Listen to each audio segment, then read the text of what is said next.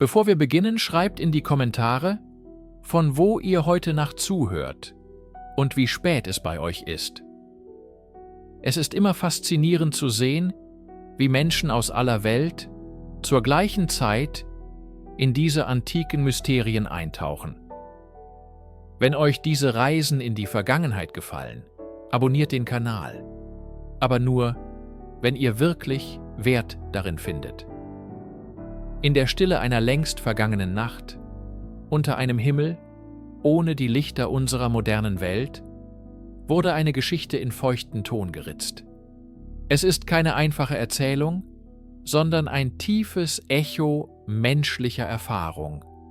Die Geschichte einer Göttin, die freiwillig in die Finsternis hinabstieg, um Wissen zu erlangen, das selbst den Göttern verwehrt war. Wir sprechen von Inanna und ihrer Reise in das große Unten, das Land ohne Wiederkehr. Eine Reise, die uns mehr über das Leben als über den Tod lehrt. Guten Abend.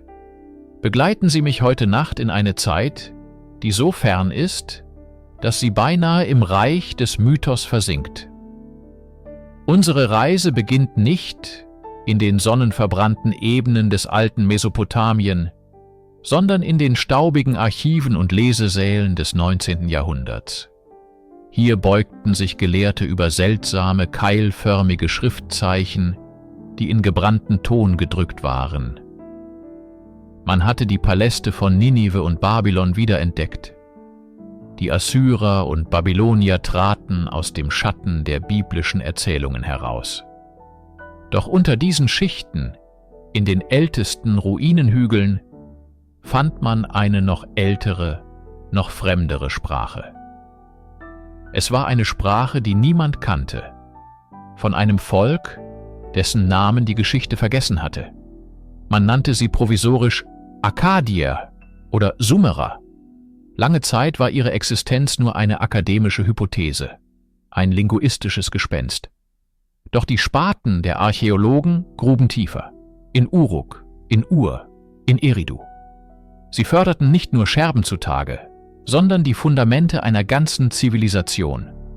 Stufentempel, die Zikkurate, ragten wie künstliche Berge aus der Ebene.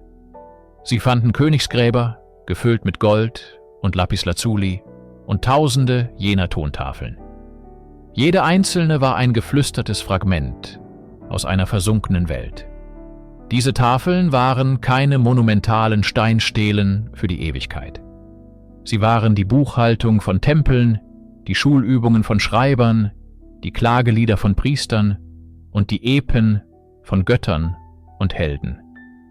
Sie waren fragil, vergänglich, und doch haben sie die Jahrtausende überdauert. Durch die mühsame Entzifferung dieser Keilschrift begannen die Sumerer nach fast 4000 Jahren des Schweigens wieder zu uns zu sprechen. Sie erzählten von der Erschaffung der Welt, von großen Fluten, von ihren Städten und ihren Königen. Und sie erzählten von ihren Göttern. Im Zentrum dieses Pantheons stand eine Gestalt von schillernder Komplexität, eine Göttin, deren Geschichte uns heute Nacht in die tiefsten Abgründe führen wird. Inanna, die Königin des Himmels. Wer also war Inanna? Um ihre Reise zu verstehen, müssen wir zunächst ihr Wesen begreifen. Sie ist keine einfache, eindimensionale Gottheit. Die Sumerer sahen in ihr eine Verkörperung der fundamentalen, oft widersprüchlichen Kräfte des Lebens. Sie war die Göttin der Liebe und der sexuellen Leidenschaft, die Schutzherrin der Tavernen und der Kurtisanen, eine Kraft der berauschenden, lebensbejahenden Freude. Ihre Priesterinnen feierten heilige Rituale, die die Fruchtbarkeit des Landes sichern sollten. In dieser Rolle ist sie die strahlende Morgen- und Abendsonne, der Planet Venus, der am Horizont leuchtet und Liebende zusammenführt. Doch diese selbe Göttin war auch eine furchterregende Kriegerin. Man stellte sie dar mit einem Löwen an ihrer Seite. bewaffnet und mit Feinden unter ihren Füßen. Sie genoss den Lärm der Schlacht und schritt über Leichenfelder. Sie war die Ambition, die politische Macht, der unbedingte Wille zur Herrschaft. Könige leiteten ihre Autorität von ihr ab. Sie war diejenige, die den Sieg auf dem Schlachtfeld schenkte oder verweigerte. Liebe und Krieg, Schöpfung und Zerstörung, in Inanna fließen diese Gegensätze zusammen. Sie ist nicht entweder das eine oder das andere, sie ist beides zugleich. Diese Dualität macht sie zu einer der dynamischsten und faszinierendsten Figuren der antiken Mythologie. Sie ist niemals passiv. Sie handelt, sie begehrt, sie fordert und sie erobert. Ihre Mythen sind keine stillen, aitiologischen Erzählungen, die nur Naturphänomene erklären. Es sind Geschichten über Ehrgeiz, Verlust, Rache und Transformation. Sie stiehlt die göttlichen Gesetze, die Me, von ihrem Vater Enki, nicht aus Bosheit, sondern aus dem Wunsch heraus, ihre Stadt Uruk groß zu machen. Sie ist eine Stadtgöttin, tief verbunden mit dem Wohlergehen ihrer menschlichen Anhänger. Ihre Komplexität ist kein Zeichen von Verwirrung seitens der Sumerer, sondern ein Ausdruck ihrer tiefen Einsicht in die Natur der Welt. Das Leben selbst ist widersprüchlich. Es ist sanft und brutal, es erschafft und es zerstört. Inanna verkörpert diese Wahrheit in ihrer reinsten Form. Und eine Göttin von solch unbändigem Willen und grenzenlosem Ehrgeiz würde sich niemals mit der Herrschaft über nur eine Sphäre der Existenz zufrieden geben. Um die Kühnheit von Inannas Vorhaben zu ermessen, müssen wir die Welt so sehen, wie die Sumerer sie sahen. Ihre Kosmologie war eine Landkarte der Existenz, aufgeteilt in klar definierte Reiche. Da war zunächst das große Oben, die Sphäre des Himmels und der Erde. Dies war die Welt des Lichts, der Bewegung, des Lebens und der Ordnung. Hier herrschten die großen Götter des Pantheons, An, der Himmelsgott, Enlil, der Herr des Windes und der Erde, Enki, der weise Gott des Süßwasserozeans. Es war die Welt, in der die Menschen lebten, ihre Städte bauten, ihre Felder bestellten und zu den Göttern beteten. Es war die Domäne, in der Inanna als Königin des Himmels bereits eine immense Macht besaß. Doch es gab eine andere Sphäre, ein Reich, das dem großen Oben diametral entgegenstand. Das große Unten, auf Sumerisch Kur oder Irkalla genannt. Dies war die Unterwelt, das Land ohne Wiederkehr. Es ist wichtig zu verstehen, dass dies kein Ort der Bestrafung für Sünden war, wie wir es aus späteren Religionen kennen. Es war vielmehr ein Ort der Abwesenheit, ein Reich aus Staub und Dunkelheit, in dem die Schatten der Verstorbenen, die Gidim, als blasse Echos ihrer selbst existierten. Die Nahrung dort war Staub, das Getränk war Lehm. Es war ein Ort der Stille, der Unveränderlichkeit und der endgültigen Trennung vom Land der Lebenden. Die Gesetze des großen Unten waren absolut und unumstößlich. Selbst die Götter des Himmels fürchteten diesen Ort und seine Herrscherin. Und diese Herrscherin war niemand anderes als Ereshkigal, Inannas ältere Schwester. Ereshkigal war die Verkörperung des Todes und der Trauer, die unangefochtene Königin des dunklen Reiches.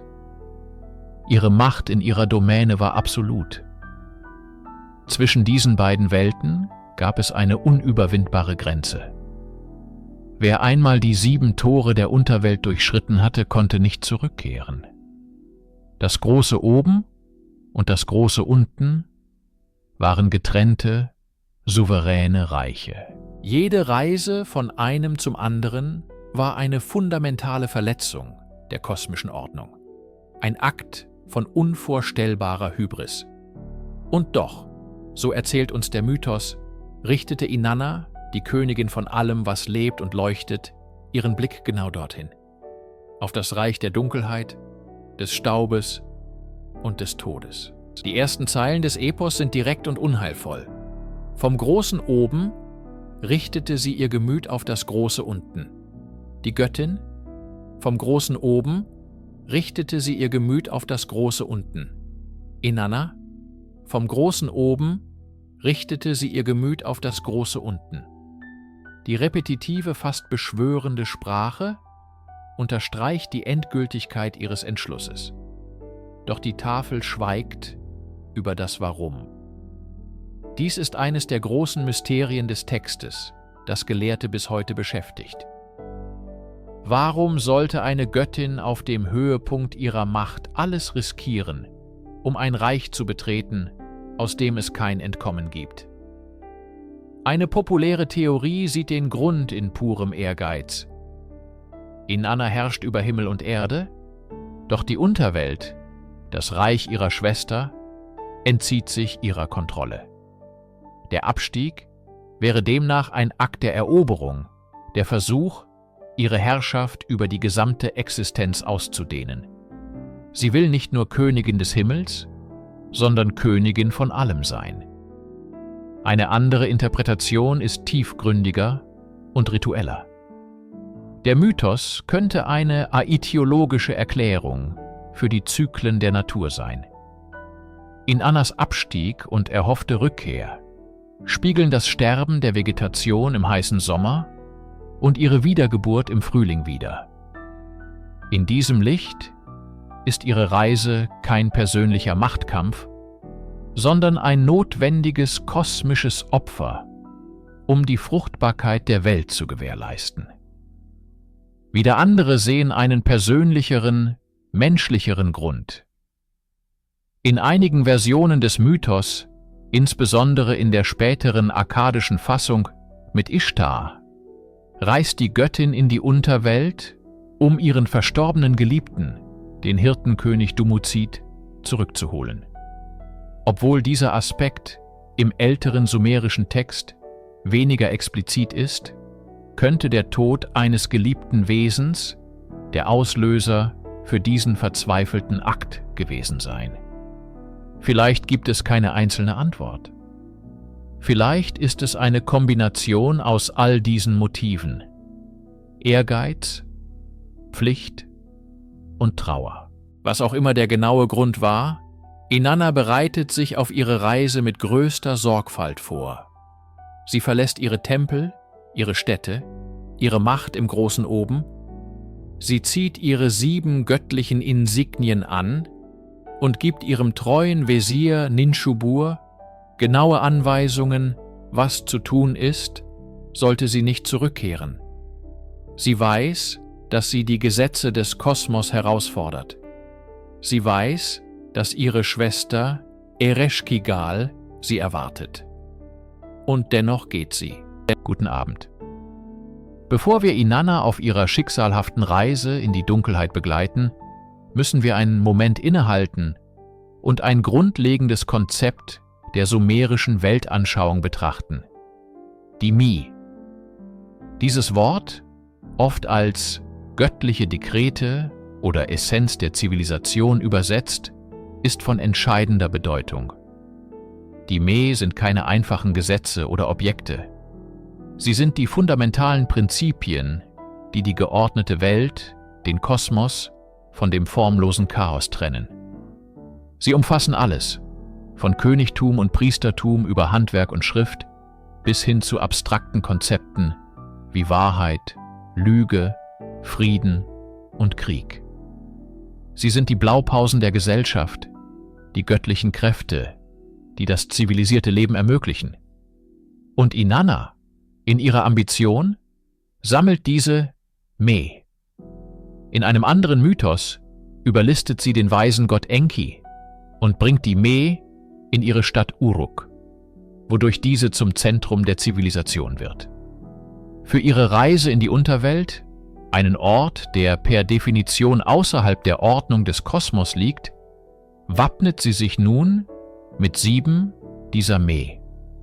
Sie manifestieren sich jedoch nicht als abstrakte Kräfte, sondern als greifbare Insignien ihrer Macht und Göttlichkeit. Sie legt sie an wie eine Rüstung. Zuerst setzt sie die Shugura auf ihr Haupt, die Krone der Steppe, ein Symbol ihrer Autorität. Dann nimmt sie die Messschnur und den Messstab aus Lapislazuli in die Hand, Zeichen ihrer Fähigkeit, die Welt zu ordnen und zu gestalten. Um ihren Hals legt sie kleine Lapislazuli-Perlen und an ihre Brust eine doppelte Kette aus Perlen, Schmuck, der ihren Status und Reichtum unterstreicht. Ein goldener Ring ziert ihre Hand und an ihrer Brust befestigt sie einen Brustschmuck, der kühn »Komm, Mann, komm« genannt wird. Schließlich hüllt sie sich in ihr Pala-Gewand, das majestätische Kleidungsstück ihrer Herrschaft. Jeder dieser Gegenstände ist mehr als nur Zierde.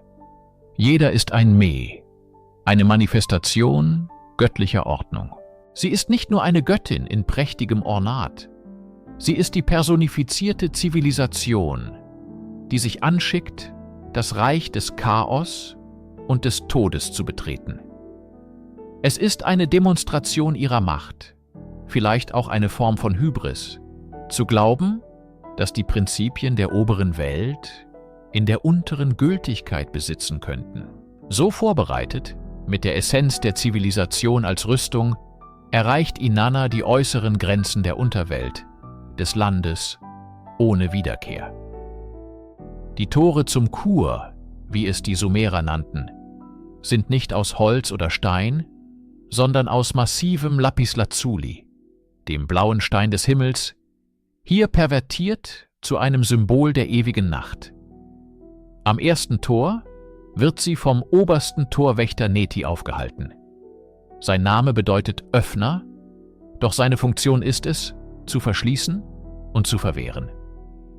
Der Dialog, der sich zwischen ihnen entspinnt, ist von ritueller Strenge geprägt. Inanna verkündet kühn ihre Identität und den Grund ihres Kommens: die Teilnahme an den Begräbnisriten für Gugalanna, den Ehemann ihrer Schwester Ereshkigal. Neti, unbeeindruckt von ihrer göttlichen Statur, fragt, warum er eine so mächtige Göttin allein und in solchem Aufzug einlassen sollte. Er gehorcht nicht ihr, sondern nur einer Herrin, Ereshkigal, der Königin der Unterwelt. Er geht, um seine Königin zu konsultieren. Ereshkigals Reaktion ist eine Mischung aus Wut und düsterer Befriedigung. Sie befiehlt Neti, die 7 Tore zu verriegeln, aber Inanna nach den unerbittlichen Gesetzen des Kur einzulassen. Und dieses Gesetz ist einfach und absolut. Jeder, der die Schwelle übertritt, muss alles ablegen, was ihn mit der Welt der Lebenden verbindet. Als Inanna das erste Tor durchschreitet, wird sie von Neti aufgehalten. Ihre Shugura, die Krone der Steppe, wird ihr vom Kopf genommen. Inanna ist schockiert. Warum? Fragt sie. Netis Antwort ist die Formel, die sich nun wiederholen wird. Tritt ein, Inanna. Dies sind die Gesetze der Unterwelt. Sie können nicht in Frage gestellt werden. Mit dem Verlust ihrer Krone verliert sie das erste und sichtbarste Zeichen ihrer königlichen Würde und ihrer Verbindung zum Himmel. Der Prozess der Entmachtung, der Demütigung, hat unaufhaltsam begonnen. Sie ist nicht länger die Königin des Himmels, sondern nur noch eine Seele, die sich den Regeln der Finsternis unterwerfen muss. Die Reise führt tiefer, und mit jedem Schritt in die Dunkelheit schwindet ein weiterer Teil von Inannas himmlischer Pracht. Die Tore der Unterwelt sind nicht nur physische Barrieren, sie sind Schwellen der Transformation, Stationen einer rituellen Entkleidung, die sie ihrer Identität beraubt. Am zweiten Tor wiederholt sich die unerbittliche Prozedur. Wieder wird sie von Neti aufgehalten. Dieses Mal werden ihr die Messschnur und der Messstab aus Lapislazuli abgenommen. Wieder fragt sie, warum? Und wieder erhält sie die gleiche, unanfechtbare Antwort. Dies sind die Gesetze der Unterwelt. Der Verlust dieser Insignien ist tief symbolisch. Die Messschnur und der Stab waren die Werkzeuge der Götter, um die Welt zu vermessen, Tempel zu gründen und Ordnung im Chaos zu schaffen. Sie repräsentieren Inannas Macht, die Gesellschaft zu gestalten und die Prinzipien der Gerechtigkeit aufrechtzuerhalten. Ohne sie ist sie nicht mehr die Architektin der Zivilisation, sondern nur noch eine Reisende ohne Plan und ohne Macht, die Welt um sie herum zu formen. Am 3. Tor wird ihr die doppelte Kette aus Perlen von der Brust genommen. Dieser Schmuck war ein Zeichen ihres Reichtums, ihrer Schönheit und ihrer weiblichen Anziehungskraft. Lapis Lazuli, importiert aus den fernen Bergen des heutigen Afghanistans, war eines der kostbarsten Materialien der antiken Welt, wertvoller als Gold. Es symbolisierte den nächtlichen Sternenhimmel und göttliche Macht. Indem sie diesen Schmuck verliert, wird sie nicht nur ärmer, sondern verliert auch einen Teil ihrer Fähigkeit, zu verführen und zu bezaubern, eine ihrer zentralen Eigenschaften als Göttin der Liebe. Jeder Verlust ist präzise kalkuliert. Ereshkigal demontiert ihre Schwester Stück für Stück, entzieht ihr nicht nur ihre Macht, sondern auch die Attribute, die sie definieren. Die opulente Göttin des Himmels wird langsam zu einer namenlosen Seele, nackt und schutzlos vor den Gesetzen des Todes. Der Abstieg beschleunigt sich. Die anfängliche Überraschung und der Protest Inannas weichen einer stillen, vielleicht resignierten Akzeptanz der unausweichlichen Gesetze dieses Reiches. Die Tore 4, 5, 6 und 7 markieren die letzten Stufen ihrer vollständigen Entblößung, die Zerstörung ihrer irdischen und göttlichen Persona. Am 4. Tor wird ihr der Brustschmuck »Komm, Mann, komm!« abgenommen. Dieses provokante Stück war nicht nur Zierde, sondern ein Symbol ihrer Macht über die Sexualität und Fruchtbarkeit, ihre Fähigkeit, Leben und Leidenschaft zu wecken. Sein Verlust ist der Verlust ihrer lebensspendenden Kraft, ein entscheidender Schritt in einem Reich, das dem Leben feindlich gesinnt ist. Am 5. Tor nimmt man ihr den goldenen Ring von der Hand oder in manchen Versionen ihren goldenen Hüftgürtel. Beides sind Symbole der Souveränität, der juristischen und königlichen Gewalt. Ohne sie ist sie keine Herrscherin mehr, die Recht sprechen kann, sondern eine Angeklagte, die selbst gerichtet wird. Am 6. Tor werden ihr die kleinen Lapis-Lazuli-Perlen, vielleicht Arm- oder Fußreifen, entfernt. Die letzten Reste ihres göttlichen Schmucks, die letzten Zeichen ihres Status und ihrer Verbindung zur oberen Welt fallen zu Boden. Schließlich erreicht sie das 7. und letzte Tor. Hier wird ihr das Letzte genommen, was ihr geblieben ist. Ihr Pala-Gewand, das majestätische Kleidungsstück, das ihre Göttlichkeit und ihren Rang für alle sichtbar machte. Es ist der letzte Schleier, der ihre Verletzlichkeit verbirgt. Als er fällt, steht sie so, wie alle Seelen vor den Thron der Unterwelt treten müssen, vollkommen nackt. Sie ist entkleidet von Macht, von Status, von Identität, von Schutz. Sie ist nicht mehr Inanna, die strahlende Königin des Himmels und der Erde. Sie ist nur noch eine bloße Existenz, reduziert auf ihre Essenz, bereit, ihrer Schwester und Richterin Ereshkigal gegenüberzutreten. Der Abstieg ist vollendet. Nun steht sie am tiefsten Punkt, im Herzen der Finsternis. Und das eigentliche Urteil erwartet sie. Vollkommen entblößt, ihrer göttlichen Insignien und ihrer Macht beraubt, steht Inanna nun am Ziel ihrer Reise. Sie ist nicht länger die strahlende Königin des Himmels, sondern eine bloße Seele, nackt und verwundbar im Herzen der Finsternis. Vor ihr, auf einem Thron aus Lapis Lazuli, der die kalte, unerbittliche Dunkelheit des Reiches widerspiegelt, sitzt ihre Schwester, Ereshkigal. Ihre Miene ist kein Ausdruck familiärer Wiedersehensfreude, sondern die starre Maske einer Herrscherin, deren Autorität herausgefordert wurde.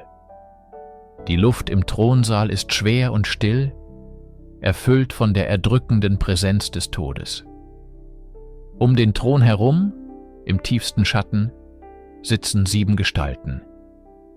Es sind die Anunnaki, die großen Richter der Unterwelt. Ihre Gesichter sind nicht zu erkennen, doch ihre kollektive uralte Autorität ist spürbar wie ein eisiger Hauch. Sie sind die Hüter der unumstößlichen Gesetze von Kur. Gesetze, die selbst die Götter des Himmels nicht brechen dürfen. Ereshkigal erhebt sich nicht. Sie spricht kein Wort. Stattdessen heftet sie ihren Blick auf Inanna. Es ist der Blick des Todes, eine Kraft, die alles Lebendige zu Staub und Asche verwandelt. Unter diesem furchtbaren Blick erstarrt Inanna. Die Anunnaki, die 7 Richter, erheben einstimmig ihre Stimme. Ihr Urteil ist kurz, prägnant und ohne Gnade. Sie sprechen das schuldige Urteil über Inanna. Sie hat die heiligen Grenzen übertreten. Sie ist in ein Reich eingedrungen, das ihr nicht zusteht, und hat dessen Herrscherin herausgefordert. Ihr Ehrgeiz hat sie in die tiefste Grube geführt. Das Gesetz der Unterwelt ist absolut. Für ihren Frevel gibt es nur eine Strafe. Der letzte Funke von Inannas göttlicher Essenz, ihre Lebenskraft, wird ihr mit diesem Urteil entrissen. Die Königin des Himmels ist nun nichts weiter als eine Verurteilte, die auf ihre Hinrichtung wartet. Das Urteil ist gesprochen. Die Worte der Anunnaki hängen noch in der stillen, kalten Luft des Thronsaals, als Ereshkigals tödlicher Blick seine volle Wirkung entfaltet. Inanna, die einst vor Lebenskraft und Macht nur so strotzte, die den Himmel mit ihrer Anwesenheit erhellte und die Herzen von Göttern und Menschen gleichermaßen bewegte, stößt einen letzten, lautlosen Schrei aus. Ihr Körper, nun nur noch eine leere Hülle, bricht zusammen. Sie wird zu einem Leichnam. Doch ihr Tod ist nicht das Ende ihrer Demütigung. In der sumerischen Vorstellung ist der Körper untrennbar mit der Identität verbunden. Ihn zu entehren bedeutet, die Seele selbst zu entehren. Ereshkigal, in ihrer kalten, unversöhnlichen Wut, befiehlt, den leblosen Körper ihrer Schwester zu nehmen. Die Diener der Unterwelt, stille, gestaltlose Wesen, gehorchen ohne Zögern. Sie schleifen Inannas Leiche von den Stufen des Throns weg, hin zu einer staubigen, rissigen Wand aus Lehmziegeln. Dort, an einem einfachen, rostigen Haken, wie man ihn für ein Stück Fleisch in einer Speisekammer verwenden würde, wird sie aufgehängt. Die Göttin der Liebe und des Krieges, die Herrin unzähliger Tempel, wird zu einem Stück verwesendem Fleisch reduziert.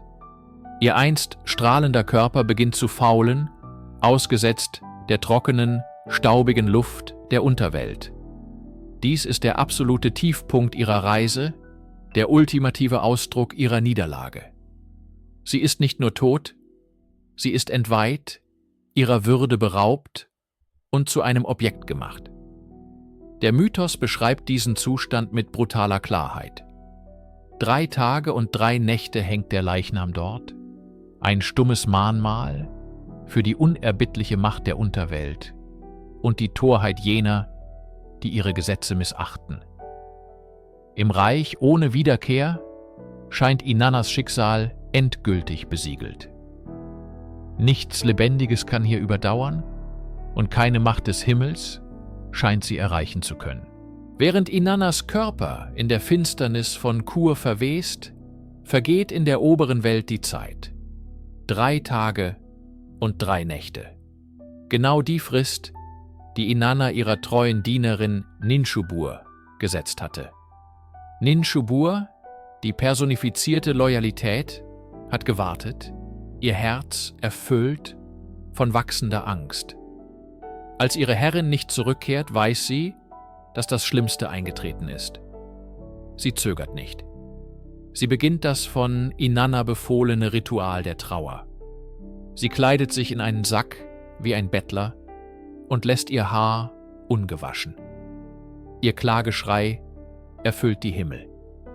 Sie umrundet die Häuser der Götter und verkündet das furchtbare Schicksal ihrer Herrin. Ihre Trauer ist nicht nur ein persönlicher Ausdruck des Verlusts, sondern ein öffentlicher Appell, ein politischer Akt, der die Götter zum Handeln zwingen soll. Wie von Inanna aufgetragen, sucht sie zuerst den größten der Götter auf, Enlil, den Herrn des Windes und der Erde, in seinem heiligen Tempel Ekur in Nippur. Sie wirft sich vor ihm in den Staub und fleht ihn an, seine Tochter nicht in der Unterwelt zugrunde gehen zu lassen. Doch Enlils Antwort ist kalt und unnachgiebig. Er argumentiert mit der unerbittlichen Logik der göttlichen Ordnung. Inanna, so sagt er, hat nach den Großen oben und den Großen unten verlangt. Sie kannte die Gesetze von Kur, die besagen, dass niemand, der das Reich der Toten betritt, einfach so zurückkehren kann. Sie hat die Regeln gebrochen und muss nun die Konsequenzen tragen. Er, Enlil, der Hüter der Ordnung, wird nicht eingreifen und das kosmische Gleichgewicht stören. Für Ninshubur ist diese Abweisung ein schwerer Schlag. Der mächtigste Gott hat ihr die Hilfe verweigert. Doch ihre Mission ist noch nicht vorbei. Inannas Plan hatte weitere Schritte vorgesehen, für den Fall, dass der König der Götter sein Herz verschließt. Unbeirrt von Enlils harter Zurückweisung setzt Ninshubur ihre verzweifelte Reise fort. Ihr nächster Weg führt sie nach Ur, zur glänzenden Tempelstadt des Mondgottes Nanna, Inannas Vater. Wiederholt sie ihre Klage, fleht sie den Vater an, seine eigene Tochter zu retten. Doch auch Nanna reagiert wie Enlil. Er beklagt das Schicksal seiner kühnen Tochter, sieht sich aber außerstande, die ehernen Gesetze der Unterwelt zu brechen. Die Ordnung des Kosmos, so scheint es, ist wichtiger als das Leben einer einzelnen Göttin, selbst wenn es die eigene Tochter ist. Zwei der mächtigsten Götter haben ihre Hilfe verweigert. Ninshuburs Hoffnung schwindet, doch sie hat noch eine letzte Anlaufstelle, die letzte und vielleicht wichtigste Instruktion ihrer Herrin. Sie reist nach Eridu, der ältesten Stadt, dem Sitz des Gottes Enki. Enki ist der Gott der Weisheit, der Magie, des Handwerks und des Süßwassers, das Leben spendet. Er ist kein Gott der starren Regeln wie Enlil, sondern ein Gott der List, der Kreativität und der unkonventionellen Lösungen. Als Ninshubur ihm ihr Leid klagt, reagiert Enki völlig anders. Er ist aufrichtig besorgt um seine Enkelin Inanna. Ihr Schicksal schmerzt ihn. Anstatt auf die Unveränderlichkeit der Gesetze zu pochen, beginnt sein brillanter Verstand sofort, nach einem Ausweg zu suchen. In einem Akt schöpferischer Magie, der seine Natur perfekt widerspiegelt, nimmt Enki den Schmutz unter seinen Fingernägeln. Aus dieser unscheinbaren Materie formt er zwei Wesen. Sie sind weder männlich noch weiblich, weder ganz Gott noch ganz Mensch. Es sind der Kurgara und der Galatur, Wesen, die speziell für eine Mission in der Unterwelt geschaffen wurden. Da sie keine wahren Lebewesen sind, kann der Blick des Todes ihnen vielleicht nichts anhaben. Enki übergibt ihnen das Wasser des Lebens und die Speise des Lebens und erteilt ihnen genaue Anweisungen. Sie sollen in die Unterwelt schleichen, nicht als Eroberer, sondern als unscheinbare Diener. Ihr Auftrag ist es, das Herz der trauernden Ereshkigal mit Empathie zu gewinnen und als Lohn für ihr Mitgefühl die Leiche Inannas zu erbitten. Ein Plan, voller List und psychologischem Geschick, typisch für den weisen Enki. Während Inanna, die einst so strahlende Göttin, nun als lebloser Körper am Haken hängt, herrscht in der Oberwelt eine Stille des Wartens. Ihre treue Dienerin, die Göttin Ninshubur, hat die Anweisungen ihrer Herrin nicht vergessen. Als 3 Tage und 3 Nächte vergehen, ohne dass Inanna zurückkehrt, beginnt sie ihr verzweifeltes Ritual. Sie hüllt sich in Trauerkleider, zerkratzt ihr Gesicht in einem Zeichen tiefsten Kummers und eilt von Tempel zu Tempel. Zuerst fleht sie Enlil in Nippur an, den obersten Gott des Pantheons. Doch Enlil ist unerbittlich. Inanna, so argumentiert er, hat die Gesetze des Kosmos selbst herausgefordert. Sie hat nach der Herrschaft über die Unterwelt gegriffen, ein Reich, das ihr nicht zusteht. Wer die Regeln der Kur bricht, muss die Konsequenzen tragen. Enttäuscht und doch nicht entmutigt, reist Ninshubur weiter zum Mondgott Nanna in Ur, Inannas Vater. Auch er verweigert seine Hilfe mit derselben kalten Logik. Die Gesetze der Unterwelt sind absolut und unumstößlich.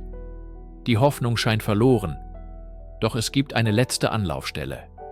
Enki, der Gott der Weisheit, des Wassers und der Magie, in seinem Tempel in Eridu. Enki, bekannt für seine List und sein Mitgefühl, reagiert anders. Er ist zutiefst betrübt über das Schicksal seiner Enkelin. Aus dem Schmutz unter seinen Fingernägeln erschafft er 2 Wesen, weder männlich noch weiblich, den Kurgara und den Galatur. Er gibt ihnen die Speise des Lebens und das Wasser des Lebens und einen klugen Auftrag. Sie sollen nicht mit Gewalt in die Unterwelt eindringen, sondern mit Empathie. Sie sollen zu Ereshkigal gehen und ihr Leid spiegeln. Wenn sie stöhnt, sollen sie mit ihr stöhnen. Wenn sie wehklagt, sollen sie mit ihr klagen. Durch dieses Mitgefühl, so Enkis Plan, soll das Herz der verhärteten Königin erweicht werden, sodass sie in einem Moment der Dankbarkeit einen Eid schwört.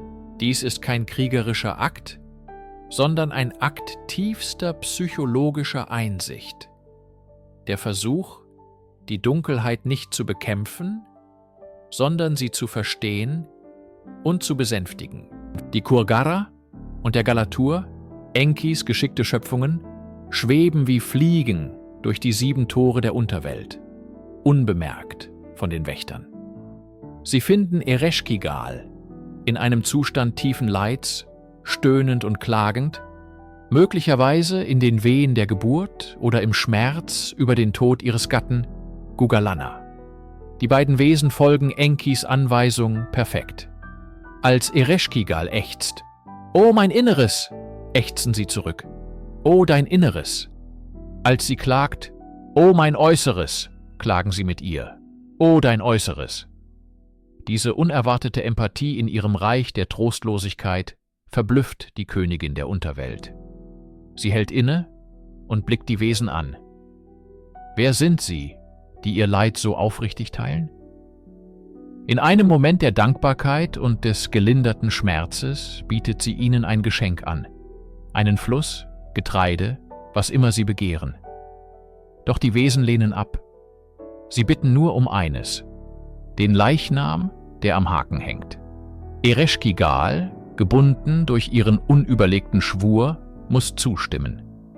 Die Kurgara und der Galatur nehmen Inannas leblosen Körper, besprengen ihn 60 Mal mit der Speise des Lebens und 60 Mal mit dem Wasser des Lebens. Und ein Wunder geschieht. Inanna erhebt sich, wieder lebendig. Doch ihre Wiedergeburt hat einen unerbittlichen Preis. Die Gesetze der Unterwelt, die Anunnaki-Richter, sind unnachgiebig. Niemand, der einmal in ihr Reich eingetreten ist, darf es einfach so wieder verlassen.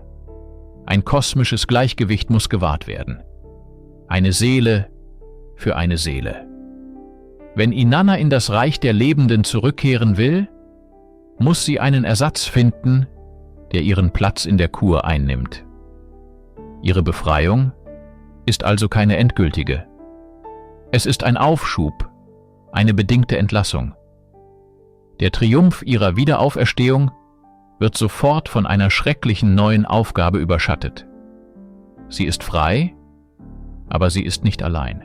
Als Inanna aus der Unterwelt aufsteigt, ist sie nicht die triumphale Göttin, die einst herabstieg. Sie ist eine Gezeichnete, eine Seele auf Bewährung, und sie wird von einer schrecklichen Eskorte begleitet. Dies sind die Gala, die Dämonen der Kur. Man darf sie sich nicht als chaotische, böswillige Kreaturen vorstellen, wie sie in späteren Mythologien erscheinen.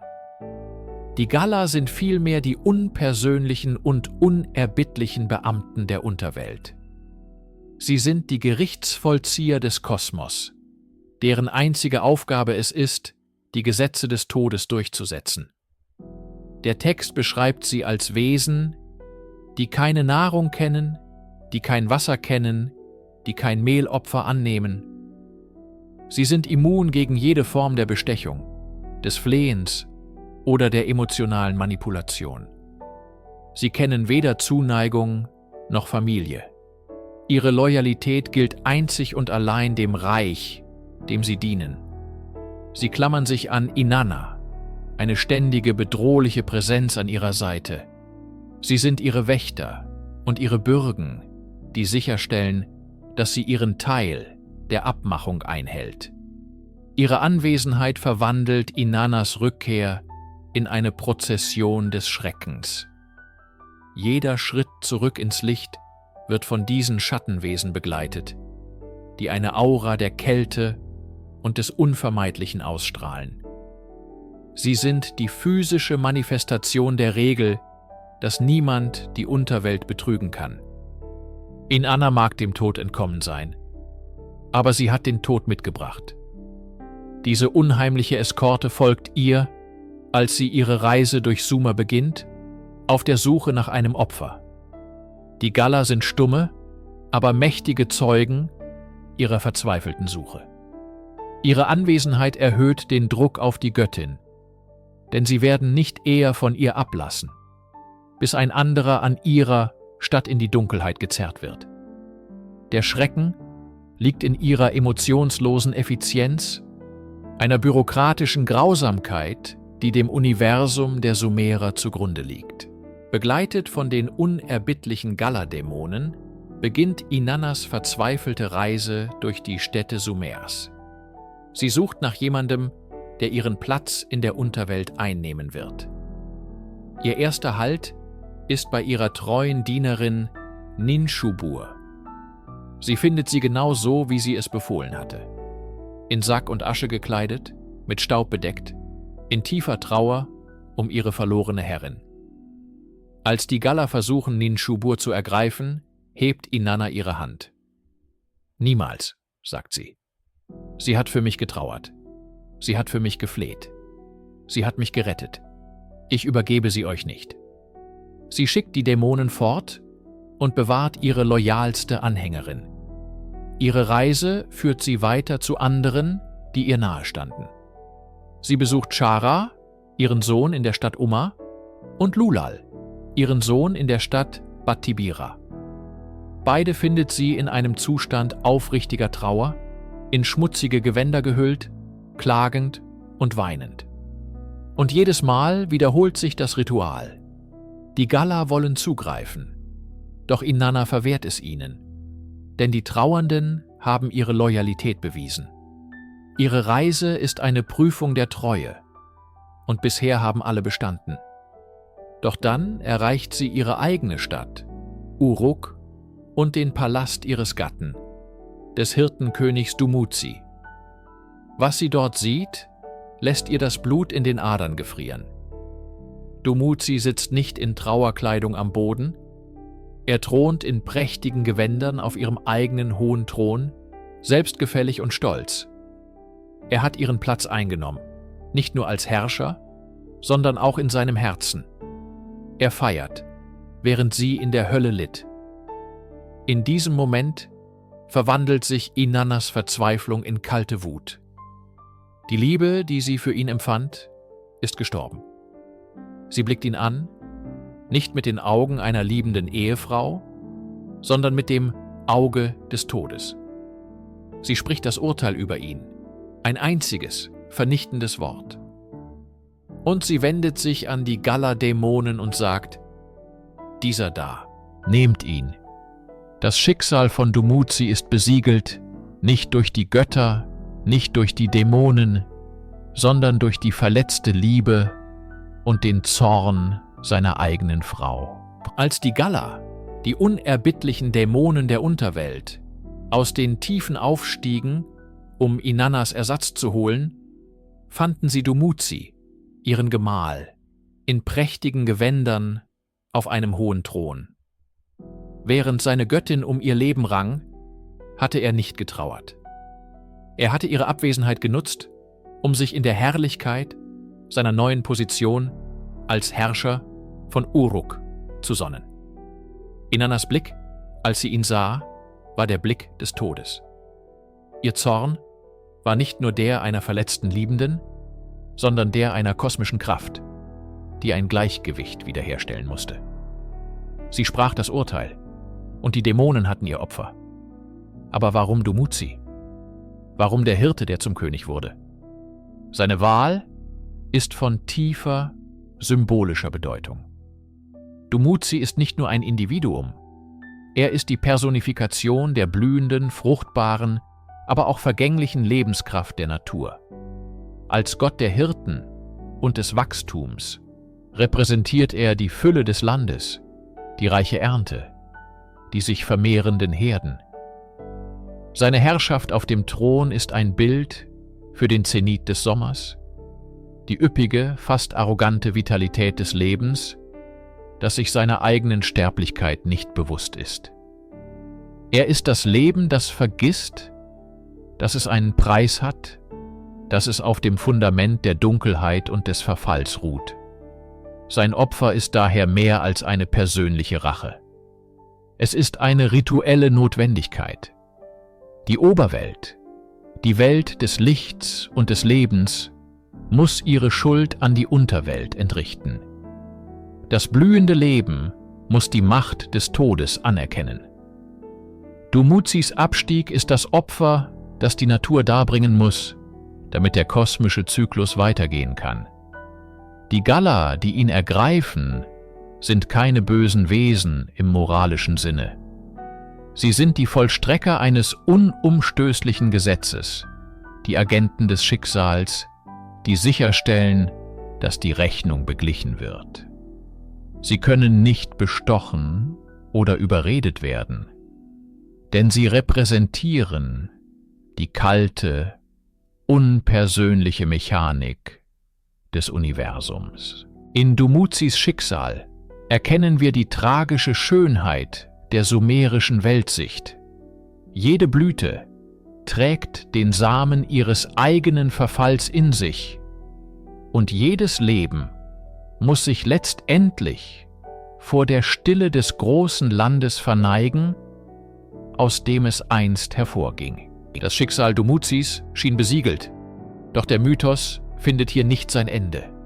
Er mündet in eine der ergreifendsten Darstellungen von geschwisterlicher Liebe und kosmischer Harmonie. In den Kampf um Dumuzis Seele tritt seine Schwester Geshtinanna. Ihr Name, der oft als Weinrebe des Himmels übersetzt wird, verbindet sie untrennbar mit der Fruchtbarkeit der Erde, insbesondere mit den landwirtschaftlichen Produkten, die Lagerung und Verarbeitung erfordern. Sie ist das Gegenstück zu Dumuzis pastoraler Welt der Herden. Als die Gala Dumuzi verfolgen, versteckt sie ihn und erträgt Folter, ohne sein Versteck zu verraten. Ihre unerschütterliche Loyalität steht in krassem Gegensatz zu Dumuzis eigener Selbstzufriedenheit. Als er schließlich ergriffen und in die Unterwelt verschleppt wird, ist es Geshtinannas Trauer, die das Universum bewegt. Sie fleht und trauert so tief, dass ein Kompromiss gefunden wird, der die starren Gesetze von Leben und Tod für immer verändern wird. Das Urteil lautet: Dumuzi muss nicht für die Ewigkeit im Land ohne Wiederkehr bleiben. Stattdessen wird er sich sein Schicksal mit seiner Schwester teilen. 6 Monate des Jahres wird er in der Unterwelt verbringen, und in dieser Zeit wird Geshtinanna in der Welt der Lebenden weilen. Die anderen 6 Monate wird sie seinen Platz im Reich Ereshkigals einnehmen, und Dumuzi darf zur Erde zurückkehren. Dieser Pakt ist nichts weniger als die mythische Erklärung für den Wechsel der Jahreszeiten in Mesopotamien. Dumuzis Abwesenheit korrespondiert mit dem trockenen, sengenden Sommer, in dem die Vegetation verdorrt und das Leben sich zurückzieht. Seine Rückkehr im Herbst läutet die kühlere, feuchtere Jahreszeit ein, in der die Saat aufgeht und das Land wieder grün wird. Geshtinannas Präsenz in der Unterwelt ist die Zeit der Ernte und der Vorbereitung auf die neue Saat. Der Mythos verwandelt eine persönliche Tragödie in einen ewigen, verlässlichen Zyklus. Er lehrt, dass der Tod nicht das Ende ist, sondern eine notwendige Phase der Ruhe, eine Periode der Latenz, aus der neues Leben unweigerlich wieder hervorgehen wird. Es ist die Anerkennung, dass das Leben durch den Rhythmus von Verlust und Wiederkehr, von Abwesenheit und Präsenz definiert wird. In der modernen Popkultur und pseudowissenschaftlichen Literatur hat kaum ein sumerischer Begriff eine so fantasievolle Umdeutung erfahren wie der Anunnaki. Theorien über antike Astronauten haben sie zu Außerirdischen gemacht, die die Menschheit erschufen. Doch wenn wir diese modernen Fiktionen beiseite legen und uns den Keilschrifttexten selbst zuwenden, offenbart sich ein Bild, das zwar weniger sensationell, aber unendlich tiefgründiger ist. Im Mythos von Inannas Abstieg spielen die Anunnaki eine entscheidende und furchterregende Rolle. Sie sind keine Besucher von den Sternen. Sie sind die 7 großen Richter der Unterwelt, die an der Seite von Ereshkigal thronen. Als Inanna, nackt und aller Macht beraubt, vor dem Thron ihrer Schwester steht, sind es die Anunnaki, die das endgültige Urteil fällen. Der Text sagt, die Anunnaki, die 7 Richter, fällten ihr Urteil gegen sie. Sie richteten ihren Blick auf sie, den Blick des Todes. Ihre Macht ist absolut und unanfechtbar. Sie sind keine Götter des Himmels, sondern chtonische, also erdgebundene Mächte, die die Ordnung des Totenreichs wahren. Ihr Name, Anunnaki oder Anunna, bedeutet wahrscheinlich so viel wie Nachkommen des An oder die von fürstlichem Samen. Sie repräsentieren eine ältere Generation von Göttern, die mit den fundamentalen Prinzipien des Kosmos verbunden sind. Schicksal, Ordnung und die unverletzlichen Gesetze, die selbst die Götter binden. In der Unterwelt agieren sie als eine Art höchstes Gericht, das die Seelen der Verstorbenen beurteilt und sicherstellt, dass die Trennung zwischen Lebenden und Toten aufrechterhalten wird. Sie sind die Verkörperung der unpersönlichen, unerbittlichen und unvermeidlichen Konsequenzen. Ihre Präsenz im Mythos unterstreicht die Schwere von Inannas Grenzüberschreitung.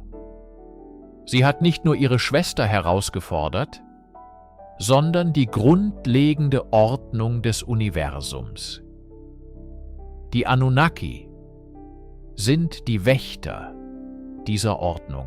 Ihr Urteil ist kein Akt der Bosheit, sondern die kalte, notwendige Wiederherstellung eines kosmischen Gesetzes. Ihre wahre Rolle ist die von Richtern über das Unvermeidliche, nicht die von Piloten ferner Welten.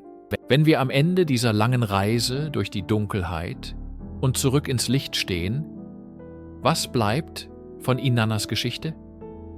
Es ist weit mehr als nur ein alter Mythos zur Erklärung der Jahreszeiten oder ein Pantheon komplexer Gottheiten. Inannas Abstieg ist eine der frühesten und tiefsten Darstellungen der menschlichen Seele auf ihrer Suche nach Ganzheit. Es ist eine Landkarte der Transformation. Inanna beginnt ihre Reise auf dem Höhepunkt ihrer Macht, geschmückt mit allen Insignien ihrer Göttlichkeit und Autorität. Sie steigt hinab, nicht um zu erobern, sondern aus einem tiefen inneren Antrieb, um das Reich des Todes, das große Unbekannte, zu erfahren. An jedem der 7 Tore wird sie gezwungen, ein Stück ihrer selbst aufzugeben, ihre Krone, ihren Schmuck, ihre Kleider.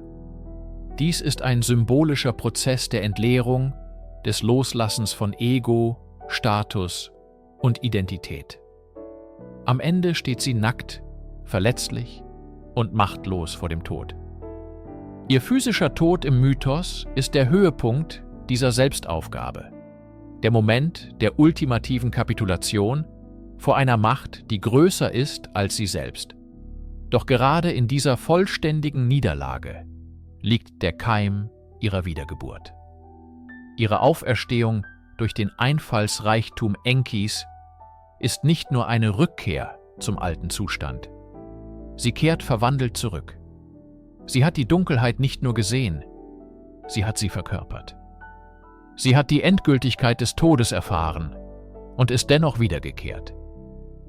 Diese Erfahrung verleiht ihr eine neue Tiefe, eine Weisheit, die sie vorher nicht besaß. Sie versteht nun den gesamten Zyklus von Leben und Tod, nicht nur als Beobachterin, sondern als Teilnehmerin. Der Mythos lehrt uns eine zeitlose Wahrheit. Wahres Wachstum und tiefes Wissen erfordern den Mut, sich den eigenen Schatten, der eigenen Sterblichkeit und den dunkelsten Aspekten des Daseins zu stellen. Es ist die archetypische Reise der Initiation, die in unzähligen Kulturen und späteren Mythen, von Persephone bis Christus, widerhallt. Inannas Echo klingt durch die Jahrtausende und erinnert uns daran, dass wir erst durch den Abstieg in unsere eigene innere Unterwelt die Kraft zur wahren Wiedergeburt finden.